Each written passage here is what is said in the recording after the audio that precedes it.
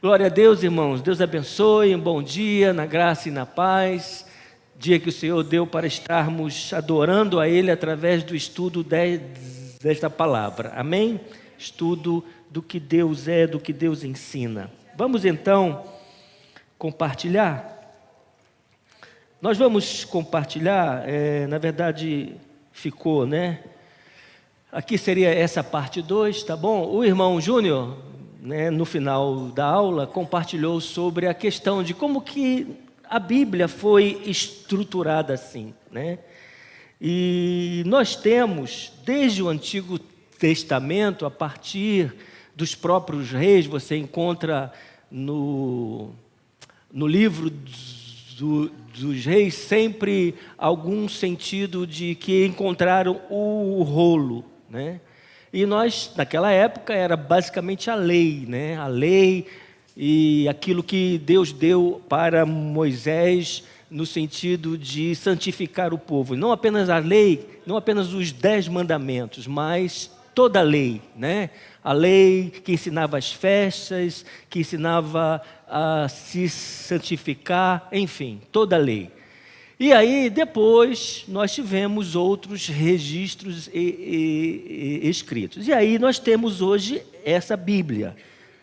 Na verdade, essa Bíblia é a Bíblia protestante, né? Que foi estruturada assim, né? Desde algum tempo, mas o ápice, né? O momento de uma definição foi após a Reforma Protestante. E aí nós temos essa palavra, né? Cânon. Tem uma marca de máquina fotográfica, né? Se chama Canon, mas isso daí é um outro, né? Ok? Só para descontrair. É uma palavra grega, né? Que significa vara de medir, regra. Eu assim não separei muita coisa para a gente não estender, porque esses temas são grandiosos, né? Dá para muita coisa específica, né? Nós vamos olhar na coisa no geral. Então, quando encontraram os escritos, todos os escritos sobre Jesus, sobre Deus e etc., a história do povo de Deus, necessitou ter uma regra, né? Ter uma vara de medir para reconhecer o que era inspiração e revelação, conforme nós vimos semana passada, né?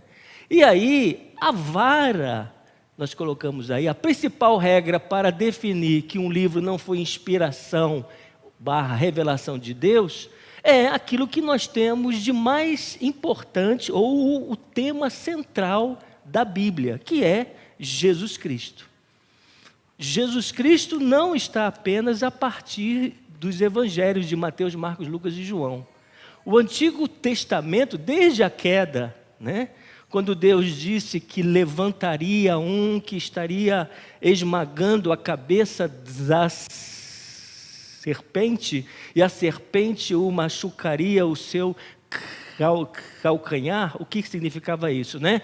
Que Jesus ia vencer a morte que o pecado trouxe como consequência. Então, desde Gênesis, nos livros de Gênesis, nós temos ali figuras, pessoas. José é um exemplo, né? Ele foi uma pessoa, mas ele figura, né? Ele representa também a obra que Jesus fez. Nós temos Josué, o nome Josué no hebraico é Jesus, né? Josué significa salvação, né? Então, o tema principal da Bíblia é Jesus Cristo.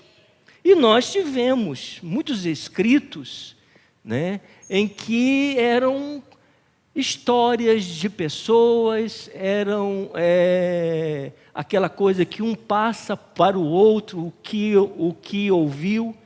E aí nós temos, né, vocês já sabem, por exemplo, esses livros são chamados os apócrifos, né, que são livros que não são reconhecidos como livros inspirados ou uma revelação de Deus.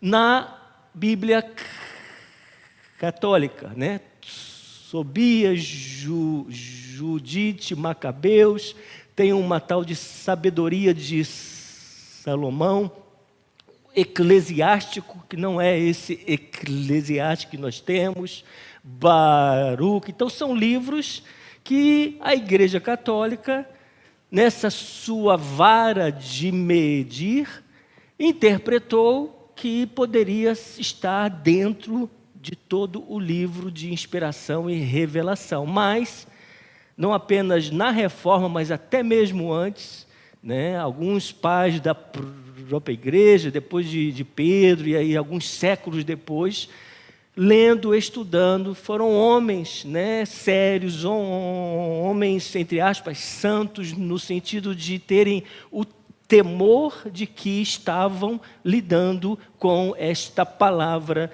do Senhor, né? E nós temos muitos, olha só aqui são 1, 2, 3, 4, 5, 6, 7 livros. Nós temos também adições ao livro de Esther, são 7 textos que foram encontrados nas ruínas, que chegaram através desta regra sobre Jesus Cristo, que não tinha nada a ver. Adições ao livro de Daniel, são 3 textos.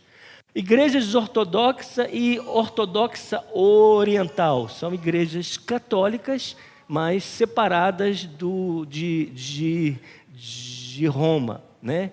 Outras tradições ortodoxas, 22 livros, né? E aí você vê que se todos esses livros fossem colocados, nós teríamos, né, um compêndio de mais de 100 livros, né? Então, Júnior e irmãos, de um modo geral e específico, seria isso. Hoje, a nossa Bíblia, a Bíblia protestante, que não tem esses livros católicos, né? Que você já sabe, você que teve origem na Igreja Católica. Eu, particularmente, assim, eu nunca tive a curiosidade de ler esses livros. É aquilo que eu estou passando através de estudiosos, daqueles que leram, que chegaram a uma conclusão, né, de que eles não se inserem nesta regra. Jesus Cristo, tema principal. São opiniões, são histórias das pessoas, e tem algumas coisas que esses escritores afirmaram que são coisas completamente contrárias à revelação do Senhor Deus. Amém? Deu para... Sim.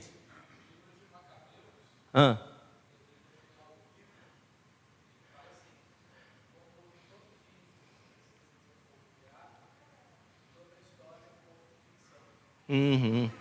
Então não tem como, né? São igual nós temos hoje, né?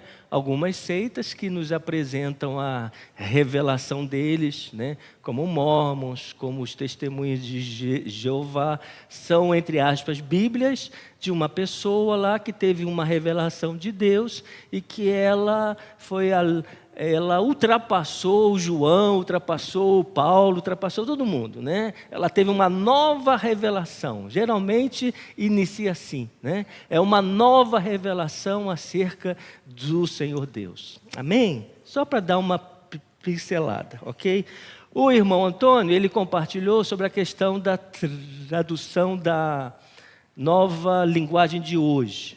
Aí, como o pastor Reinaldo, ele é aplicadíssimo, né? Cheguei em casa, ele, me manda um arquivo, né? Não sobre a nova linguagem, mas uma outra versão, NVI, nova versão internacional.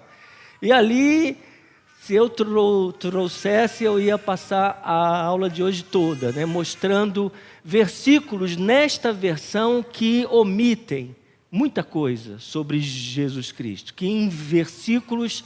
Isso pode ser algo, mas isso é algo muito superficial, pastor, para falar que esta versão não é uma versão confiável, não é uma versão que traz essa revelação de Deus. Mas através, irmão, de detalhezinhos que o diabo, que os homens vão minando esta palavra do nosso Deus. Então, depois a gente pode mandar, posso pedir ao pastor para mandar lá naquela lista que ele tem, e você pode ver isso, são versículos tanto sobre a pessoa de Jesus, o sacrifício de Jesus, a pessoa de Deus, que de uma forma muito sutil eles traduziram, né? Porque essa versão é uma tradução que você sabe disso, mas a gente sempre tem que buscar a tradução correta, inspirada e revelada do Senhor Deus. Amém?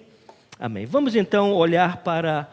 Eu falei que hoje nós vamos compartilhar algo prático sobre essa importância da palavra de Deus para nós, o poder dela, né? A graça dela, a eficácia desta palavra. Nós vimos na semana passada que a Bíblia, ela é um livro. E como um livro na sua estante, ela é um livro, como um livro de matemática e física e etc. Se você deixar essa Bíblia lá assim, não vai sair emanações espirituais. Não é mágico, não é uma emanação divina dentro da sua casa. Algumas pessoas abrem a Bíblia, no Salmo 91, colocam lá como se fosse um poder para guardar a casa. Não. A Bíblia, ela é um livro, sim, mas ela se torna, ela é a palavra de Deus, não se torna, ela é a palavra de Deus quando você lê. Porque quando você lê, você está ouvindo Deus falar para a sua vida. E uma das coisas que de um tempo eu tenho experimentado, você também, ler essa palavra de Deus com voz audível. Sabe por quê? Porque os nossos pensamentos, eles vagam, né? Você começa a ler 2, 3 versículos, você nem lembra mais o que você leu antes, porque a gente está nesse turbilhão de pensamento, de dificuldade de pensar sobre os filhos, sobre o trabalho, etc, etc. Então, é um livro quando está na sua estante, mas quando você abre, é a palavra de Deus para a sua vida. Amém? Então vamos olhar, peço a você que abra no Salmo 19, que nós lemos na semana passada, apenas alguns versículos. No Salmo 19, nós vimos sobre inspiração e revelação. Revelação geral, é aquilo que Deus se manifesta para que o homem conheça Ele, saiba que Ele é o Senhor, que Ele é Deus. Então, Salmo 19... Os céus proclamam a glória de Deus, e o firmamento anuncia as obras das suas mãos. Um dia discurso ao outro dia, e uma noite revela conhecimento à outra noite. Não há linguagem, nem palavras, e deles não se ouve nenhum som. No entanto, por toda a terra se faz ouvir a sua voz, e as suas palavras até aos confins do mundo. Então aqui, Deus se revela através da natureza. Agora, no versículo 7, nós podemos olhar para um exemplo de uma revelação específica, né? Versículo 7, a lei do Senhor é perfeita e restaura a alma, o testemunho do Senhor é fiel e dá sabedoria aos simples. Os preceitos do Senhor são retos e alegram o coração, o mandamento do Senhor é puro e ilumina os olhos. O temor do Senhor é límpido e permanece para sempre. Os juízos do Senhor são verdadeiros e todos igualmente justos. São mais desejáveis do que ouro, mais do que muito ouro depurado, e são mais doces do que o mel e o destilar dos favos. Nós temos aqui Rei Davi falando sobre o que é esta palavra de Deus para nós. Os predicados, né? As virtudes, os efeitos, as obras da palavra de Deus em nós. E aí nós vamos ver aqui, o Salmo 19 destaca a poderosa voz de Deus, procedente da criação e oriunda das Escrituras. Você vê que ele inicia falando sobre essa revelação de Deus através da criação. Você olha para a criação e você vê que existe um Senhor Deus. aquilo que Ele criou testemunha quem Ele é. A primeira revelação de Deus é dirigida aos olhos, você vê. E a segunda é aos ouvidos, é a palavra, é aquilo que você ouve de Deus, dos planos de Deus, do propósito de Deus, da obra de Deus, do que Jesus fez pelas nossas vidas, dos ensinos de Deus, o que é ser um filho de Deus, o que é receber a salvação e assim vai. Então, a primeira revelação de Deus, que o Salmo fala aqui, os céus proclamam a glória de Deus, para você ver. Você vê o Senhor Deus, sua obra. Amém? E a segunda revelação, que é a palavra de Deus, é para os seus ouvidos. A criação, sem qualquer discurso, enaltece o poder de Deus e as Escrituras. O poder de Deus, né? A criação enaltece o poder de Deus. Quando você vê a criação, você vê a grandiosidade de Deus, o poder de Deus, a glória de Deus. As Escrituras, com sua voz eloquente, exaltam a sua graça, o favor que Deus fez a nós, a obra de Deus por nossas vidas, pecadores separados deles. Amém? Nos versículos de 7 a 9, Davi menciona 6 predicados das Escrituras, a palavra de Deus. Primeiro, a palavra de Deus é perfeita. A lei do Senhor é perfeita. Ela é perfeita porque não contém erro nem contradição. Nós falamos na semana passada, né? Tradução da Bíblia pode haver uma aparência de contradição, né? João 3,16, porque Deus amou o mundo de tal maneira. 1 João 3,16, não ameis o mundo. Mas aí é uma limitação da nossa língua, né? Porque no grego lá escrito, João 3,16, porque Deus amou o mundo, seria o homem, o mundo, a humanidade. 1 de João 3,16, não ameis o mundo, esse mundo aí é o sistema contrário a Deus. Não amar o que o mundo mostra para nós como desvio da presença do Senhor Deus. Agora, a palavra de Deus não contém erro nem contradição. Não contém. Os homens podem interpretar, podem inventar, podem combater através de uma visão impura, suja, por causa do pecado, do diabo, do sistema do mundo, referente a esta palavra. Mas ela não contém erro, ela não contém erro nem contradição. Ela é inspirada, nós vimos isso, inerrante. Inerrante não tem erro. Não tem erro. A palavra de Deus nós não encontramos nenhum erro, nenhuma contradição de Deus. Nós vamos ver depois, nenhuma forma injusta de Deus ser assim para um e assado para o outro, né? Porque procede de Deus, ela não pode falhar.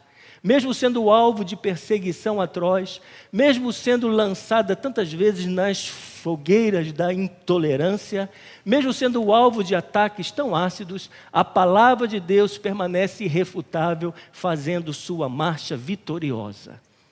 Por isso que nós temos que amar esta palavra, né? Por isso que você, nós precisamos, né, permanecer firmes na palavra, porque a palavra é Jesus Cristo, mas a palavra é ensino de Deus. Então, esta palavra de Deus tem uma marcha vitoriosa, e uma marcha vitoriosa em nossas vidas, irmãos, né? Se você quiser comentar, por favor, levanta a mão, tá? Uma marcha vitoriosa. A palavra de Deus, ela é poder de Deus. Nós falamos semana passada, Jesus não venceu o diabo, falou, não, eu sou o filho de Deus, eu tenho esse poder, você não é nada para comigo. Não, ele venceu o diabo com a palavra de Deus, que a palavra de Deus, ela é perfeita, completa. Amém? Vamos lá. A palavra de Deus é fiel, diz aqui o texto, né? O testemunho do Senhor é fiel e dá sabedoria aos simples. A palavra de Deus é fiel em seus registros, em sua natureza, em seu propósito. O que Deus fala às nossas vidas é algo fiel. Não tem nada de Deus está saindo do seu rumo, do seu plano, do seu propósito. A palavra é fiel desde o início de Gênesis até Apocalipse. Não houve um desvio do plano de Deus. Não houve um vacilar de Deus. Não houve, uma alteração dos planos de Deus. Tudo aconteceu, tudo foi planejado, conforme diz os apóstolos, Na plenitude dos tempos, no momento exato, Deus enviou Jesus Cristo. Não foi assim uma coincidência, não foi um arranjo de Deus, não, agora que está acontecendo isso, então eu preciso fazer aquilo, não. Deus é eterno, amém? Deus é grande, Deus é sábio. Então a palavra de Deus é fiel nos seus registros, na sua natureza e no seu propósito. É fiel quando fala de Deus, de seus atributos e de suas obras. Não há aqui invenção, não há atalho, é fiel, é fidedigno. Registra aquilo que Deus é, que Deus faz, que Deus quer, que Deus vai fazer na minha vida e na sua vida, no seu povo e no mundo. Amém, irmãos? É fiel quando fala do homem, sua criação, queda e redenção. É fiel quando trata do plano eterno de Deus que nos escolheu em Cristo antes dos tempos eternos para vivermos em santidade. A queda aconteceu e nós temos o Apocalipse em que vamos visualizar toda a restauração de Deus. Amém? O Apocalipse não é um livro de medo, mas é um livro de esperança. Por quê? Porque ali nós temos a revelação de Deus que aquilo que a queda fez, o Senhor Jesus já restaurou e nós vamos viver plenamente. Hoje a gente vive em parte, conforme diz o apóstolo. A salvação que nós temos é um outro tema, não é que nós não temos a salvação, nós somos salvos, nós vamos desfrutar, nós vamos visualizar, nós vamos perceber, nós vamos viver o alcance desta salvação quando a gente chegar lá na presença do Pai. Por isso a palavra de Deus é fiel, irmão. Nos nossos momentos de angústia, de dor, de enfermidade, de perda, de aflição, esse é um ataque, que o mundo, que o diabo lança sobre a sua vida. Mas isso mesmo que você crê realmente existe? Você já passou por este momento? Desculpe a minha falha, mas eu já. Independente de ser pastor, de ser mestre, doutor, não sei o quê, mas o diabo ataca. Ele ataca nessa fidelidade. Aquilo que Deus é, aquilo que Deus escreveu, aquilo que Deus fala, aquilo que Deus já fez, aquilo que Deus vai fazer, é fiel. Ele vai cumprir. Amém?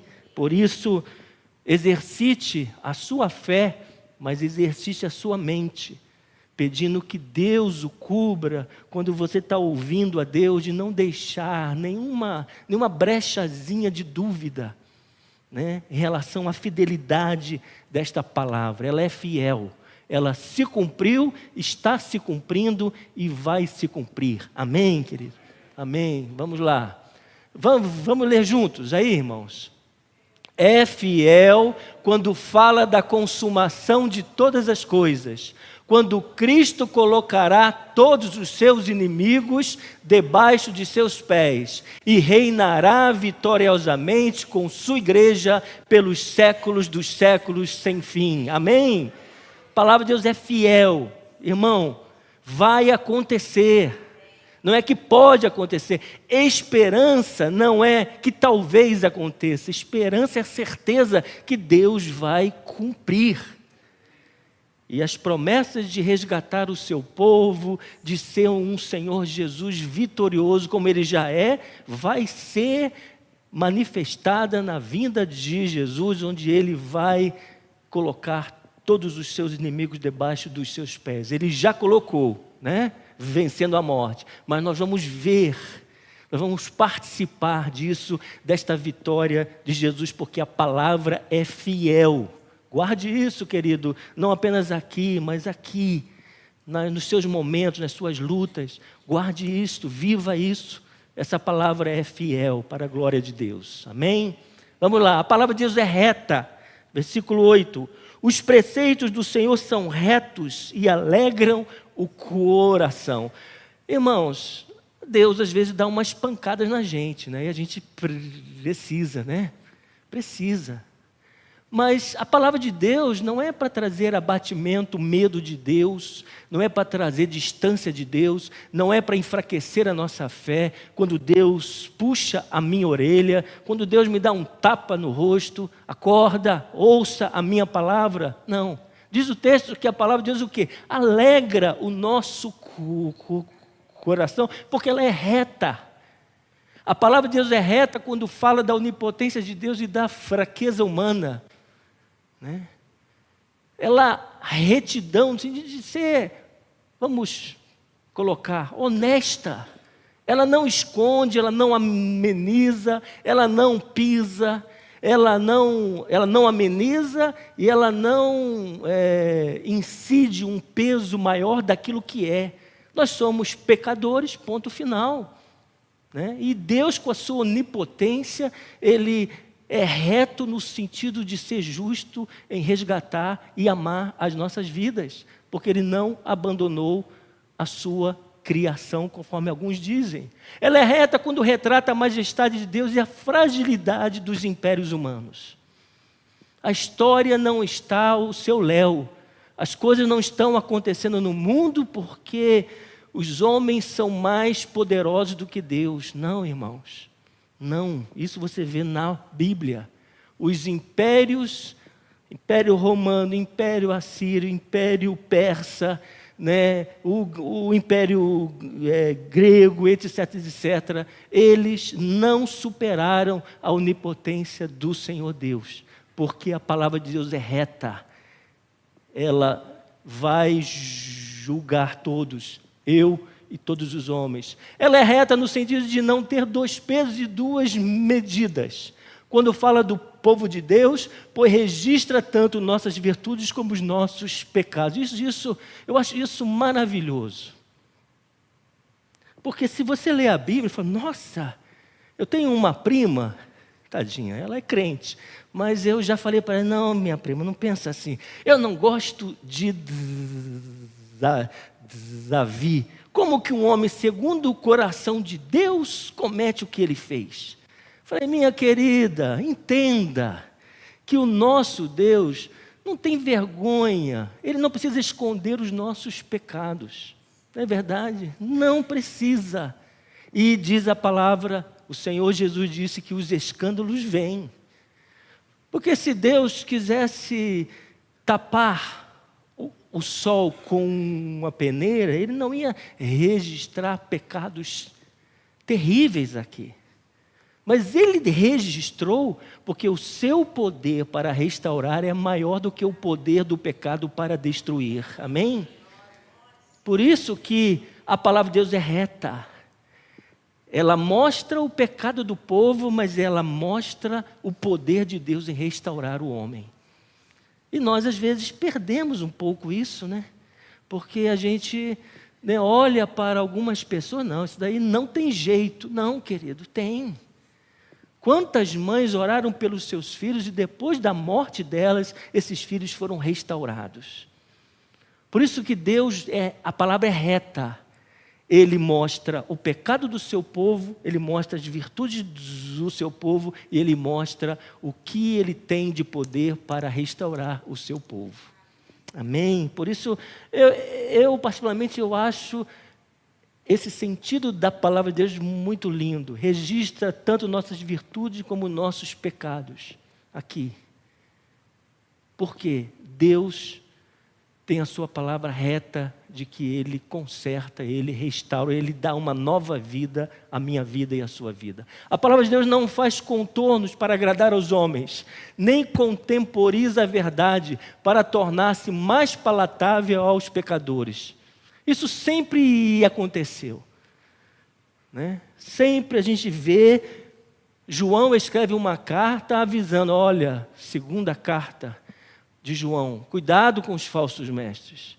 Os apóstolos, eles tinham uma intensa atividade de instruir as igrejas por causa dos falsos mestres.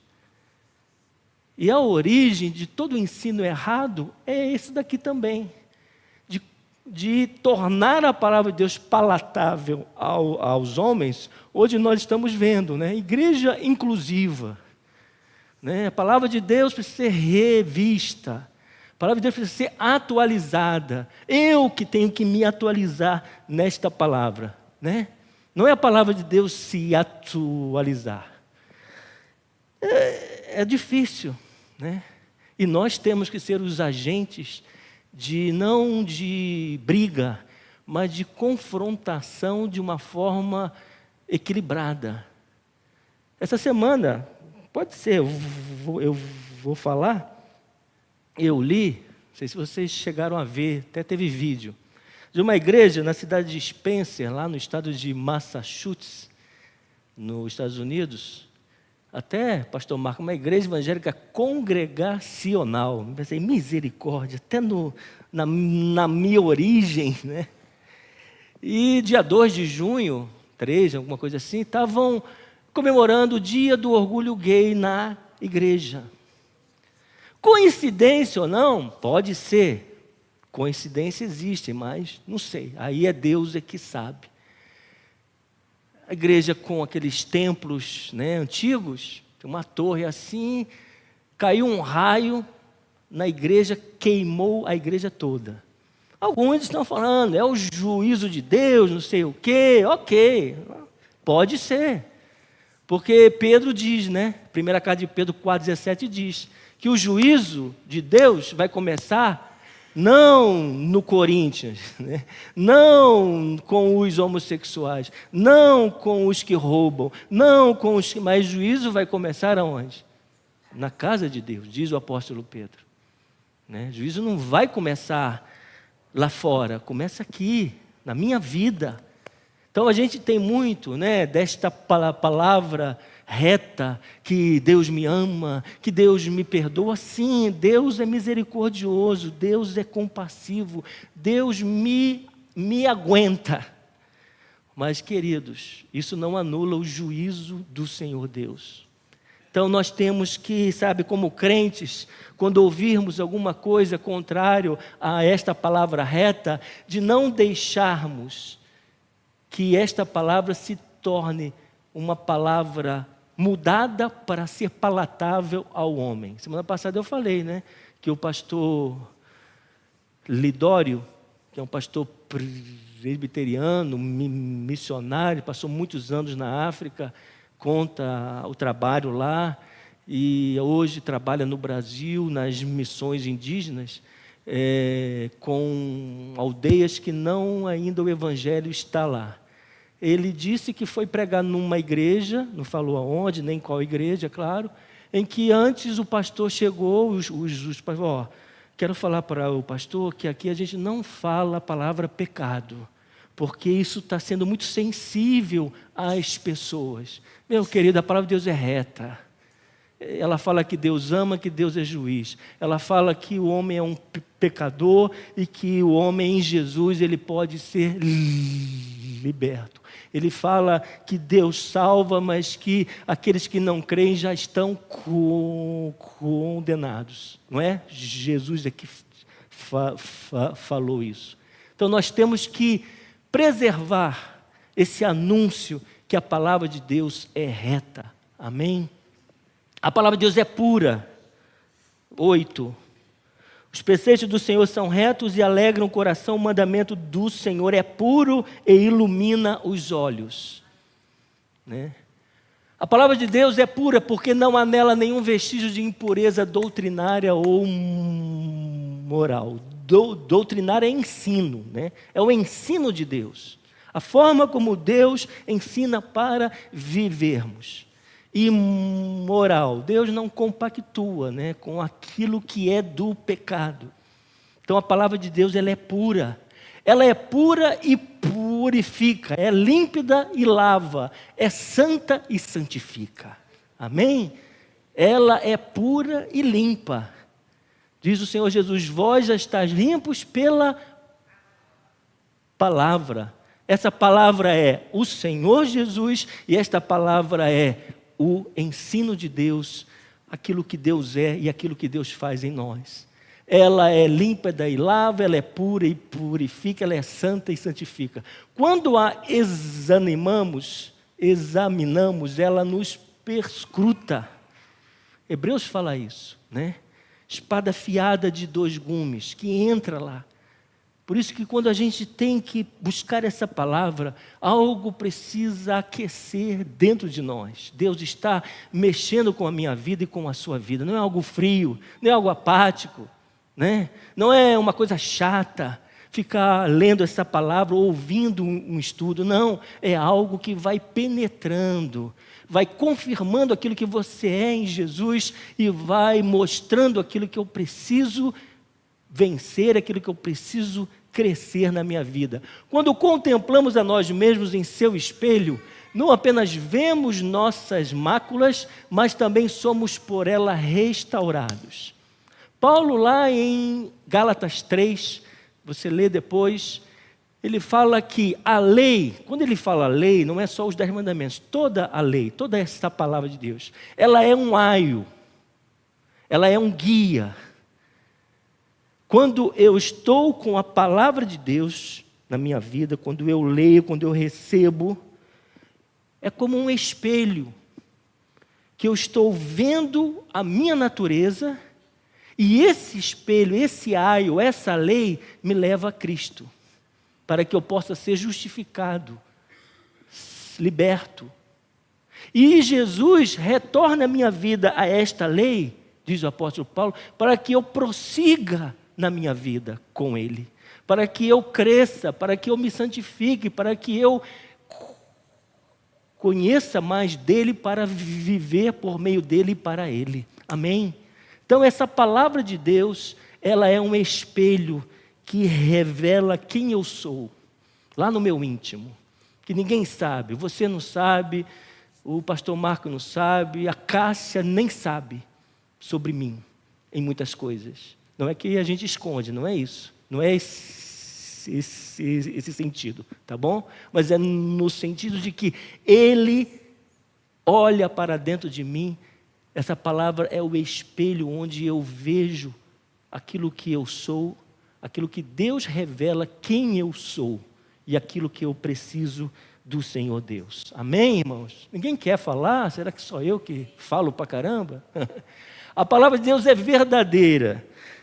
São predicados que você sabe, mas que a gente tem que fortalecer a nossa fé neles, né? Diz aí o versículo 9, o temor do Senhor é límpido e permanece para sempre, né? Os juízos do Senhor são verdadeiros e todos igualmente justos, né?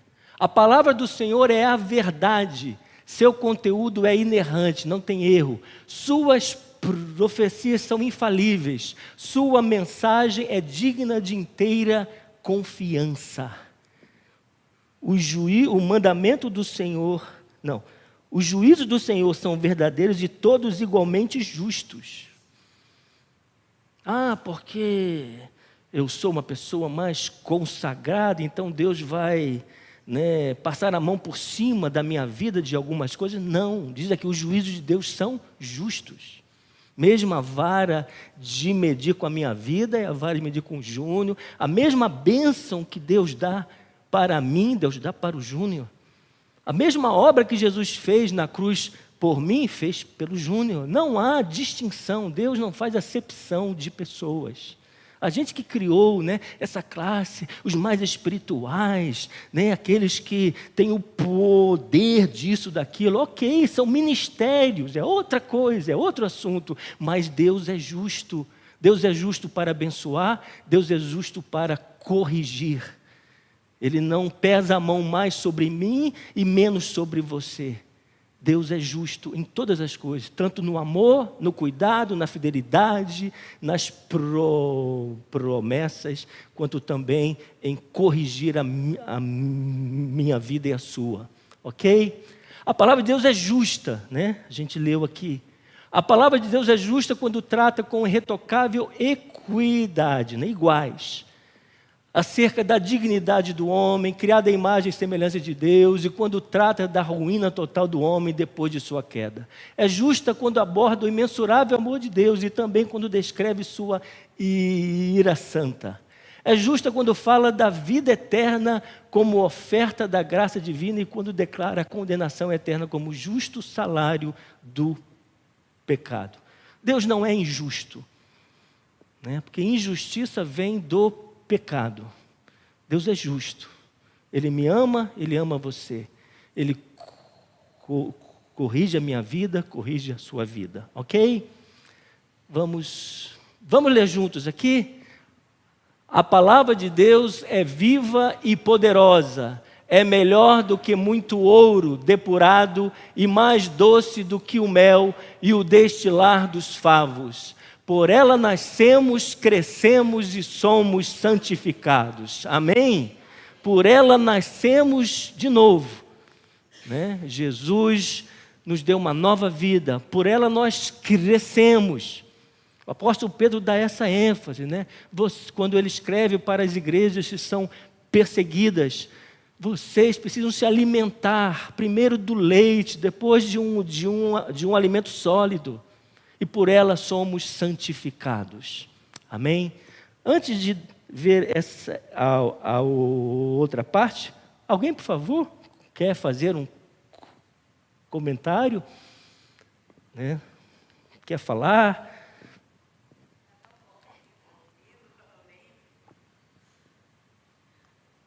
Amém, irmã. Glória para Deus, tá? Só para Ele.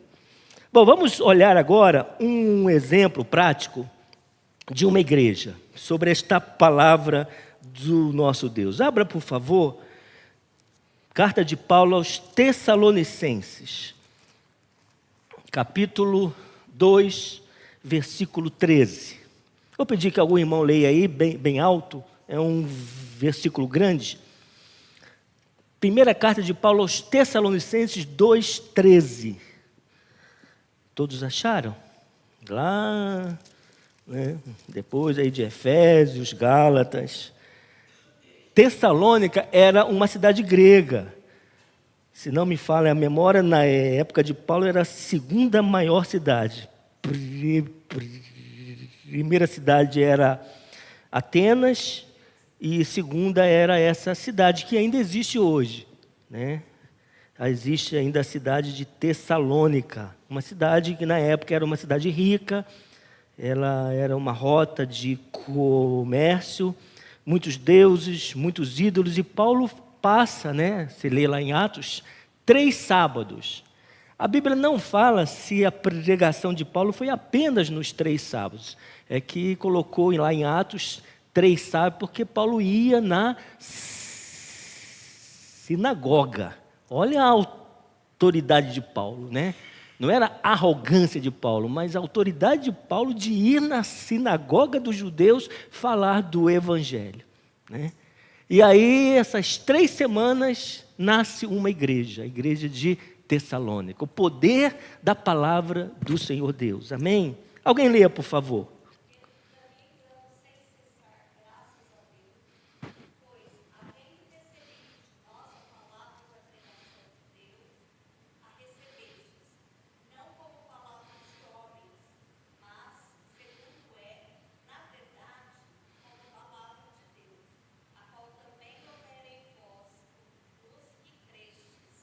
Amém. Muito bem. Então aqui nós temos como que uma igreja, como que um povo de Deus dá uma resposta à palavra recebida. Primeiro, você vê aí, eu coloquei essa versão que eu tenho, né? Outra razão ainda temos nós para incessantemente dar graças a Deus. É que tendo vós recebido a palavra que de nós ouvistes, que é de Deus, acolhestes não como palavra de homens, e sim como em verdade é a palavra de Deus, a qual com efeito está operando eficazmente em vós os que credes. Então aqui nós temos, né, pelo menos 3 áreas, 3 atitudes, vamos dizer assim, de como que esta igreja recebeu esta palavra que operou a salvação, a transformação deles. Vamos lá. A igreja de Tessalônica recebeu a palavra de Deus como palavra de Deus. Eles a tiveram em alta conta. A palavra tornou-se de fato para eles a única regra de fé e prática. A mesma palavra que os salvara, lá no capítulo 1:6, os capacita a viver vitoriamente em Cristo, mesmo em meio às perseguições. Porque esta igreja foi perseguida muito pelos judeus não crentes, pelos gregos, pelos romanos. E eles venceram, eles testemunharam. Diz o apóstolo Paulo que a fé deles era testemunhada nas outras cidades, por causa da palavra que eles receberam. Então aí, a igreja hoje precisa resgatar o glorioso significado e valor da palavra. Precisamos não apenas conhecê-la, mas também a obedecê-las. Paulo destaca 3 fatos importantes aqui. Primeiro, eles apreciaram a palavra. Outra razão ainda temos nós para incessantemente dar graças a Deus é que, tendo vós recebido a palavra que de nós ouvistes, que é de Deus e não de homens. Eles não a receberam apenas como palavra de homens, mas sobretudo como palavra de Deus. Essa igreja, esses crentes apreciaram a palavra, no sentido de que eles beberam. Eles não receberam como uma palavra de homens. Eles abriram o coração e receberam esses efeitos da palavra porque eles apreciaram como palavra de Deus. Nós temos que ser essa igreja, irmãos. Igreja que aprecia esta palavra do Senhor Deus. Não uma igreja apenas que tem esta palavra como um momento de domingo de manhã e aí à noite. Mas eles apreciaram. A Bíblia é a palavra revelada e escrita de Deus infalível, inerrante e suficiente. Ela é melhor do que o melhor dos alimentos e mais preciosa do que a melhor das riquezas. Eles apreciaram, eles se deleitaram, eles tiveram este gozo de ter esta palavra de Deus na vida deles. E que é o que eu preciso na minha vida e você também. Eles se apropriaram da palavra. Diz essa versão que eu li que eles acolheram. Acolheram significa mais do que ouvir, significa ouvir com o coração e internalizar a palavra. É preciso ouvir e levar a sério. Não há esperança para a igreja fora da palavra. Não há vida abundante para a igreja sem esta palavra de Deus. Não precisamos buscar as novidades do mercado da fé, mas buscar as finas iguarias da mesa de Deus, que é esta palavra, que alimenta. É o pão da vida, que alimenta a minha vida e a sua. Não quer dizer aqui, nessa última frase, que a gente não vai assim estudar métodos. Método é uma coisa, a essência que não pode mudar. Hoje o mercado da fé é uma coisa exorbitante. Não julgando, porque Deus é que prescruta, conforme eu disse, mas gente que sai da carreira musical, entra no mundo gospel, e muitos deles afirmam, não, eu entrei porque tem um campo maior. Não estou inventando isso. Alguns já afirmaram isso. Então nós temos, irmãos, que estar atentos para aquilo que esse mercado da fé. A gente às vezes critica muito universal, mercadejante, troca a bênção de Deus pelo dinheiro, mas em muitos momentos as igrejas históricas, batista, presbiteriano, congregacional, metodista e outras, as novas igrejas, estão utilizando das coisas de Deus como um mercado para poder ganhar vidas. Mas a palavra de Deus precisa ser apropriada. O que a igreja precisa, irmãos, é desta palavra do Senhor Deus. Palavra viva e viver, amar, conforme aqueles discípulos lá no caminho para Emaús, né? A palavra de Deus ardia no coração deles. A começar em mim, né? Às vezes a gente lê a Bíblia de um modo, né, assim, superficial, etc, etc, você já sabe disso, chega de falar, mas nós temos que apropriar. Vamos ler juntos. A palavra de Deus, mais forte, é um banquete com alimento rico, nutritivo e variado. Nela temos tudo o que precisamos para crescer na graça e no conhecimento de Cristo. Amém, irmãos? Tudo, tudo, tudo. Eles aplicaram esta palavra, né? Diz aqui o texto: acolhestes não como palavra de homens, e sim como em verdade é a palavra de Deus, a quem com efeito está operando eficazmente em vós os que credes. Eles aplicaram esta palavra, porque se Paulo testemunha que eles estavam operando eficazmente esta palavra na vida deles, é porque eles tinham essa sede, esta fome, este zelo de aplicar essa palavra, né? Veja a gente, quantas vezes eu tive esse erro. Hoje, se a pessoa estivesse no culto, a mensagem foi para ela. Eu acho que só eu que sou o principal pecador aqui, né? Ó Senhor, misericórdia. Mas não, é aplicação na minha vida e na sua vida. Ok? Vamos para a última parte. Eu ia ler o Salmo 119 todo hoje. Vamos fazer isso aí um dia? Porque é um salmo, você abre aí, é um salmo que fala da palavra de Deus. Olha, irmãos, são 176 versículos, se eu não fui reprovado na prova, é isso? 176 versículos falando só da palavra de Deus, a excelência da lei divina.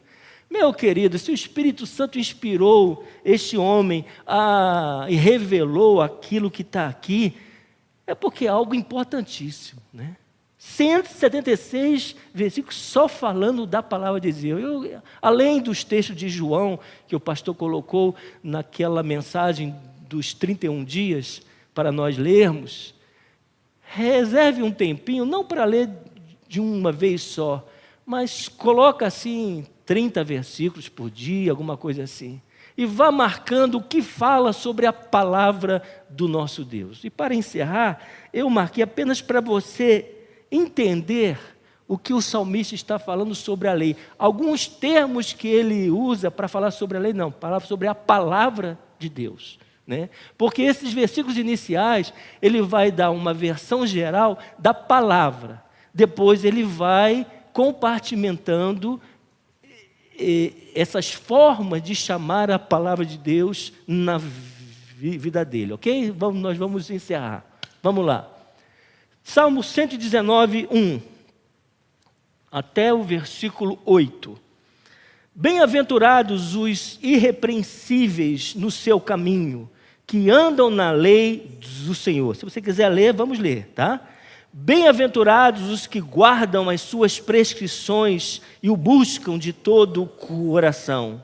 Não praticam iniquidade e andam nos seus caminhos. Tu ordenaste os teus mandamentos para que os cumpramos à risca. Sejam firmes os meus passos, para que eu observe os teus preceitos. Então não terei de que me envergonhar, quando considerarem todos os teus mandamentos. Render-te-ei graças com integridade de coração, quando tiver aprendido os teus retos juízos. Cumprirei os teus decretos, não me desampares jamais.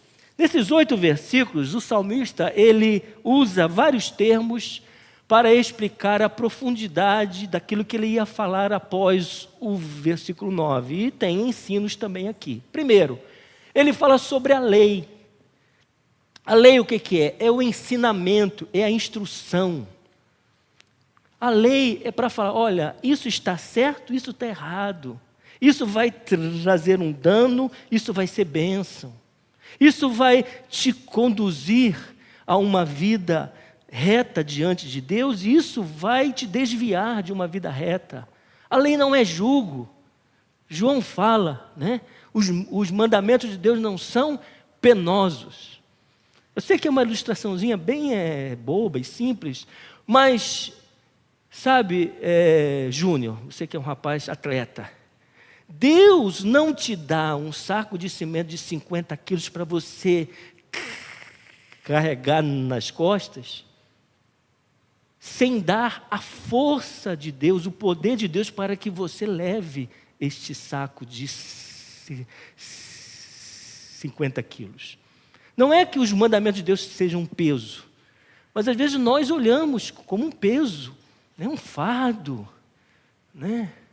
Tinha um segurança em uma das agências que eu trabalhei, Samuel, eu não entendo, né? Você não bebe, você não fuma, você não sai com a gente, desculpa a expressão, eles iam para um prostíbulo, né? Você está sorrindo, não sei o quê, mas o que é? Falei, meu querido, primeiro, eu não preciso ter felicidade, isso, não estou falando que eu sou santo, né? Mas é aquilo que Deus é. Eu não preciso ter felicidade em uma bebida que vai sair, desculpe, irmãos, no meu xixi, não é verdade? Eu não preciso, isso vai sair. O que eu tenho fica comigo. Eu não preciso, né, ter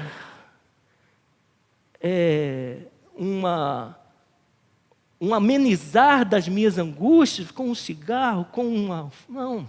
Eu não preciso satisfazer, né, aquilo que a vida sexual com esse tipo de coisa. Eu não sou santo, eu não sou perfeito, mas, queridos, a lei do Senhor, ela é perfeita, restaura a nossa vida. Eu não preciso, para ser feliz, de usar aquilo que Deus fala para nós não usarmos, porque Ele sabe que é ruim. Há caminho que o homem parece ser bom, mas no final é um caminho de morte. E é engraçado que uma vez lá numa festa que teve, aí um bebeu mais do que outra coisa, estava cambaleando. Eu fui porque é uma questão social, tal, era uma coisa reservada, etc. Né? Aí, Samuel, vem cá. E ele era meu chefe, fazer o quê, né? Eu estou numa condição que não dá, você que não bebe, me leva para casa. Fica com o meu carro. Falei, tá, eu levo você. Né? Então, difícil, você já sabe disso. Desculpe aí estar falando, né? Estatutos, o testemunho permanente da vontade de Deus. Quando o salmista fala sobre estatutos, o testemunho permanente da vontade de Deus. Os testemunhos de Deus não mudam. O testemunho de Deus, aquilo que Ele assina como aliança, né? A nova aliança que temos em Jesus Cristo não tem alteração, é permanente. Você tem lá suas 50 casas, você já assinou o testamento lá, e aí depois você altera. Mas o testamento, o testemunho, aquilo que Deus aliançou com a minha vida e com a sua vida, ele não muda. Amém? Preceitos, regulamentos meticulosos que examinam de perto nossas vidas e as definem ou descrevem com precisão. Olha, o preceito de Deus é mais potente que a ressonância magnética.